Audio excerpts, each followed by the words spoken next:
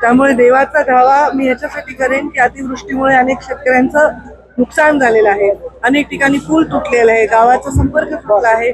त्या लोकांना धीर द्यावा आणि त्यांना मदत करण्याची सरकारमध्ये इच्छा तर आहे, ती शक्ती पण द्यावी, हे महत्वाचं आहे. बाकी तर आपण माणसाशी भांडत राहणार, त्याला देवाला काय त्रास द्यायचा आहे.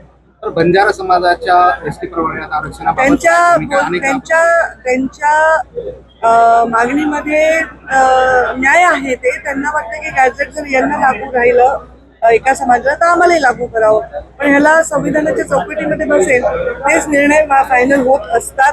आपल्या महामानव बाबासाहेब आंबेडकरांनी इतकं स्ट्रॉंग संविधान या देशाला दिलंय की कोणी माणूस सामाजिक पद्धतीने मागासलेपणाचा शिकार होऊ नये असं ते बनवलेलं आहे. जे होईल ते आता संविधानिक पद्धतीने होईल.